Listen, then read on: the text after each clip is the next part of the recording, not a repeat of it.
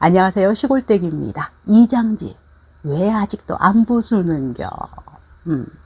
많은 분들이 궁금해하시면서 요즘 댓글 많이 주고 계시죠.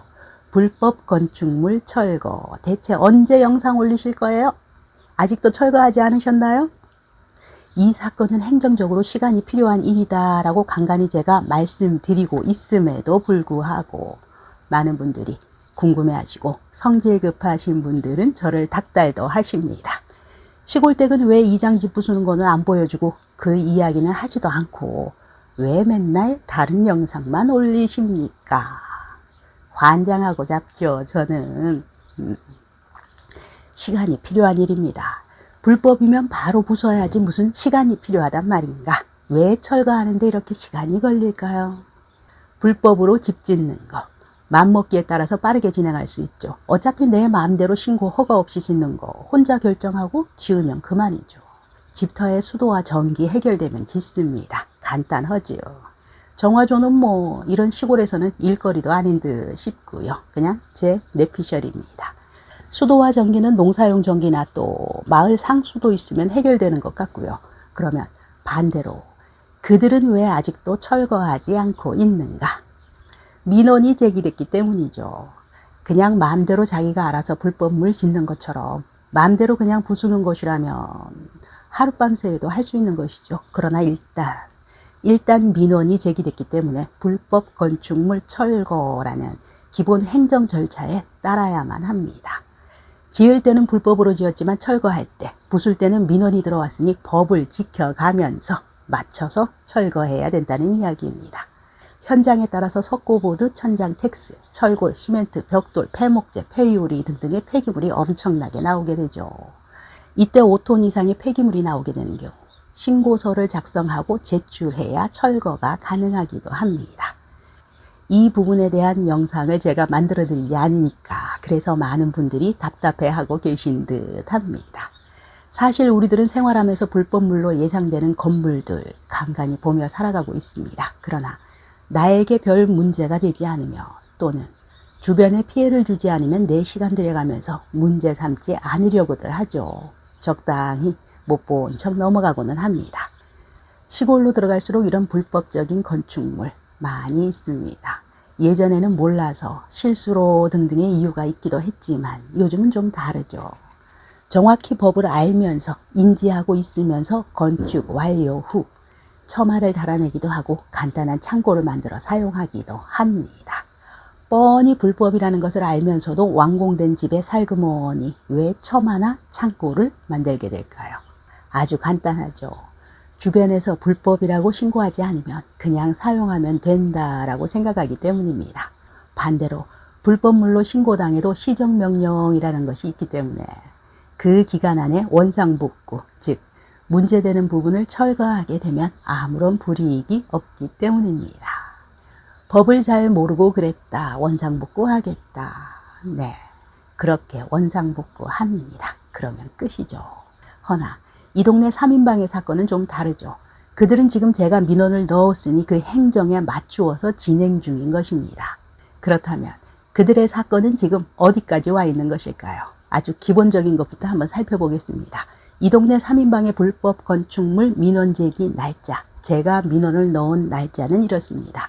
첫 번째 건, 2장건이죠. 2024년 4월 1일에 넣었습니다. 청년회장집, 2024년 4월 21일에 넣었습니다. 세 번째, 새마을 지도자집, 2024년 5월 4일에 넣었습니다. 이렇게 3건이 들어갔죠. 민원이 제기되고 그럼 얼마나 지나야 이들은 움직이게 될까요?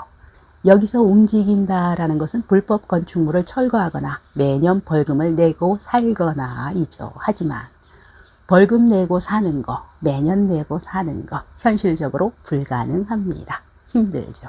그럼 이들은 언제쯤 불법물을 부수게 될까요? 관련 법령이 있습니다. 행정절차법 제21조 처분의 사전 통지라는 법에 해당됩니다. 위반 건축물 적발 시 단계별 행정 절차. 공무원들이 적발을 하거나 아니면 민원이 들어와서 신고가 돼서 적발되거나 그럴 경우입니다. 첫 번째, 위반 건축물 적발. 위반 내용, 현황, 관련 규정 등에 적합하게 단속을 한다. 두 번째, 시정명령 사전예고. 행정절차법 21조 처분의 사정통지 30일 이내입니다. 건축법 제79조에 의한 시정명령 및 의견 제출 사전 안내도 나가게 되죠. 세 번째 있습니다. 시정 확인 및 시정명령 1차입니다. 건축법에 따라서 위반 건축물 등에 대한 조치가 있고 1차 시정명령 30일 이내입니다. 이때 건축물 대장에 위반 건축물을 표기하게 됩니다. 미시정 시 행정처분, 강제이행금 부과, 안내를 하게 됩니다. 네 번째, 시정확인 및 시정명령 2차가 있죠. 위반 건축물에 대한 조치에서 2차 시정명령을 하게 됩니다. 이 역시 30일 이내입니다. 시정 재촉구를 병행하게 됩니다. 미시정 시 행정처분, 이행강제금 부과, 안내. 두 번째로 하죠. 네. 다섯 번째는 뭐가 있을까요? 시정 확인 및 이행강제금 부과, 사전 예고를 하게 됩니다. 행정절차법 21조 처분의 사정통지, 이행강제금 부과 예고를 하게 되는 것이죠. 30일 이내 시정, 재촉구 병행하게 됩니다. 네, 이때 하는 것이 있습니다. 건축법 제80조 안내 및 의견 제출 사전 안내. 뭔가 불합리하다고 생각되는 것이 있으면 의견 제출해봐라 이거죠. 여섯 번째 있습니다. 이행강제금 부과 및 고발 조치. 건축법 제80조 이행강제금 부과.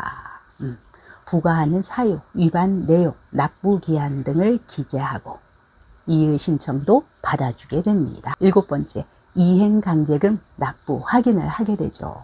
납기일 경과 30일 이내 납부를 안 했다.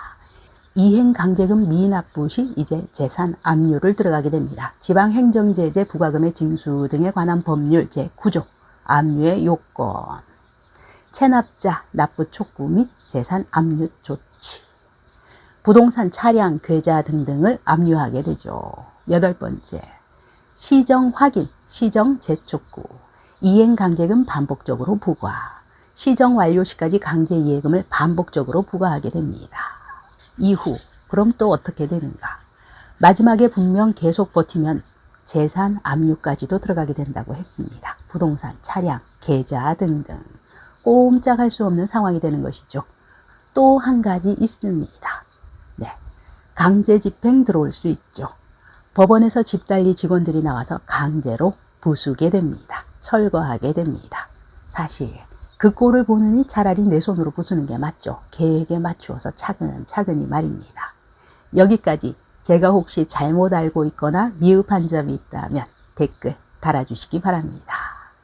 여기서 잠깐, 혹시 철거해야 하는 건물 가지고 계신가요?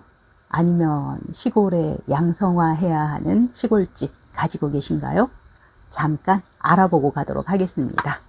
첫 번째, 건축을 못하는 조건의 필지라면 그것은 무조건 철거 대상입니다.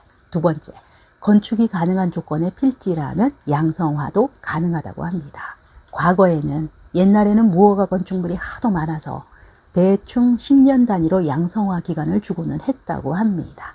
하지만 이것도 사실은 쉽지는 않습니다.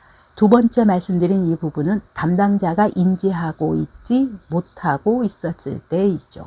그러나 신고가 이미 들어갔다면 담당자는 신고자에게 처리 결과를 설명할 의무를 가지고 있습니다. 그러니 불가능하다는 것이죠. 그렇다면 신고가 들어가지 않은 무허가 건축물, 위법 건축물 양성화하는 방법은 뭐가 있을까요? 첫 번째, 추인제도라는 것이 있습니다.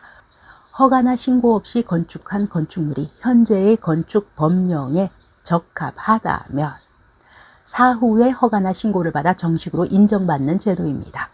허나 이 추인 제도로 인하여 양성화되더라도 이행강제금 1회 한 번은 납부하셔야 한다는 것. 두 번째 있습니다.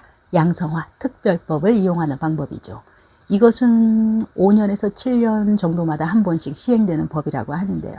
일정 규모 이하의 소규모 주택에 한해서 양성화를 허용하는 법입니다. 왜?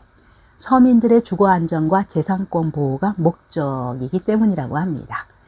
이렇게 양성화 특별법이 시행되어도 조례에서 정한 건폐율, 용적률을 초과한 건축물, 이런 건축물은 양성화 자체가 불가능하다고 합니다. 또한 지목이 농지, 전답이라면 추인 불가능하다는 것입니다. 마지막으로 철거에 대해서 잠깐 알아보도록 하겠습니다.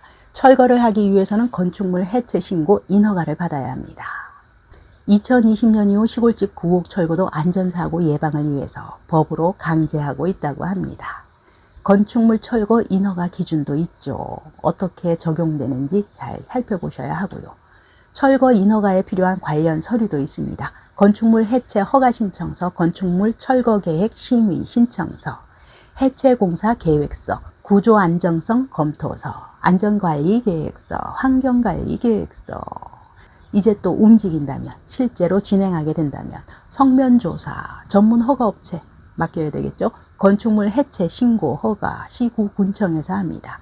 철거자문위원회 심의 시군구청, 성면해체 신고 노동부, 비산먼지 발생 및 특정공사 신고, 가설 울타리 및 건물 비계 설치, 단전 단수 가스 폐공 정화조 멸실 등. 아이고, 제가 이야기하고 있지만 저도 복잡하네요. 이렇게 일정 규모 이상 철거 시에는 추가되는 절차도 있다고 합니다. 철거 신고 허가를 득한 후 진행하는 순서는 그럼 어떻게 될까요? 첫 번째는요, 건축물 해체 착공 신고. 두 번째는 건축물을 철거하게 되겠죠. 세 번째, 건축물 해체 완료 신고, 감리 보고서를 첨부해야 한다고 합니다. 네 번째, 건축물 대장 말소 및 멸실 등기. 여기까지 하면 끝나는 것이죠. 여기까지 듣고 보니 아주 그냥 복잡하기만 합니다. 대단히 복잡해 보이죠? 하지만 뭐 또 우리들이 해서 안 되는 것 없죠. 천천히 스텝 밟아가면서 해야죠. 우리 동네 3인방이야 혼자가 아니고 셋이죠. 얼마나 똘똘 뭉쳐서 움직였습니까? 셋이 사이좋게 의논해 가면서 잘 하시겠죠.